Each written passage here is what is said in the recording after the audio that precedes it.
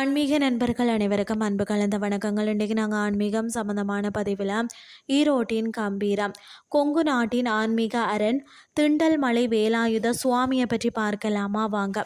நினைத்தாலே நெஞ்ச முருகம். முருகா என்ற சொல்லுக்கு இலக்கணமாய் ஈரோடு நகரின் மேற்கு எல்லையில் எழிலோடு வீற்றிருக்கும் திண்டல் மலை அருள்மிகு வேலாயுத சுவாமி திருக்கோயிலின் முழுமையான சுவாரஸ்யமான ஆன்மீக பதிவை உங்களோடு பகிர்வதில் நானும் பெரும் மகிழ்ச்சி அடைகிறேன். வாங்க தொடர்ச்சியாக காணொலியை பாருங்க.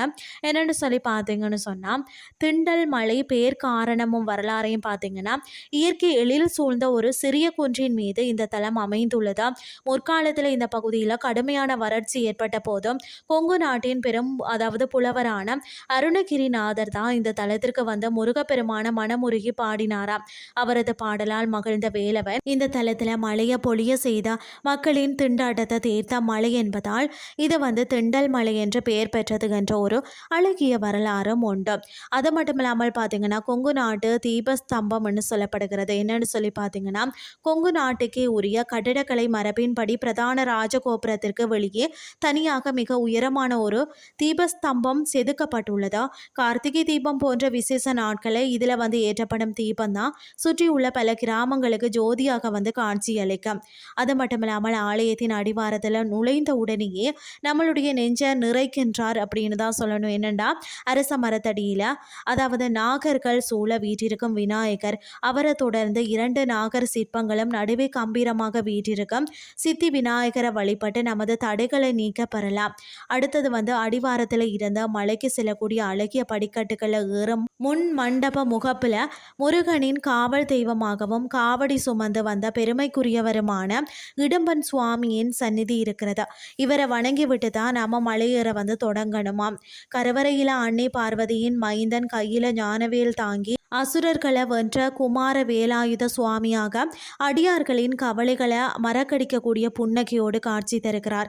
இவரை தரிசிக்கும் கணமே நம்மளுடைய அந்த கண்ணீரும் அகங்காரமும் கரைந்து போகும்னே சொல்லலாம். இந்த தலத்தின் மிக விசேஷமான வழிபாடு இது தாங்க. செவ்வாய் மற்றும் வெள்ளிக்கிழமைகள்ல தங்கள் வேண்டுதல்கள் நிறைவேற பக்தர்கள் எலுமிச்சம் பழங்களை கொண்டு முருகனின் திருவடிகளில் சமர்ப்பிக்கிறார்கள்.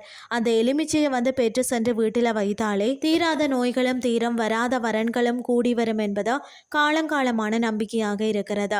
அது மட்டும் இல்லாமல் கொங்கு மண்டலத்தில் குறிப்பாக ஈரோடு மற்றும் அதன் சுற்றுவட்டார பகுதிகளில் வசிக்கிறவங்க புதிய 2 சக்கர வாகனமோ அல்லது காரோ வாங்கினால் அதன் முதல் பயணம் திண்டல் மலையை நோக்கி தான் இருக்குமா. வாகனத்திற்கு இங்கு பூசை செய்து முருகனின் வேல் சின்னத்தை வாகனத்தில் பதித்ததுக்கு பிறகுதான் நிம்மதியாக ஓட தொடங்குவார்களாம். கோலாகலமாக பார்த்தீங்கன்னு சொன்னால் மாதந்தோறும் கிருத்திகை, அமாவாசை மற்றது சஷ்டி நாட்களை இங்கு திருவிழா கோலம் தான். அது மட்டும் இல்லாமல் இது தவிர தைப்பூசம், பங்குனி உத்திரம், வைகாசி, விசாகம் மற்றது சூரசம்காரம் ஆகிய பெருவிழாக்களின் போது கூட லட்சக்கணக்கான பக்தர்கள் காவடி எடுத்தும் அழகு குத்தியும் முருகனுக்கு தங்களது நேர்த்திக்கடனை செலுத்துகிறார்கள். ஈரோடு பேருந்து நிலையத்தில் இருந்து பார்த்தீங்கன்னா பெருந்துறை செல்லும் சாலையில் வெறும் 8 கிலோமீட்டர் தொலைவில் தான் இந்த தலம் அமைந்திருக்கிறது.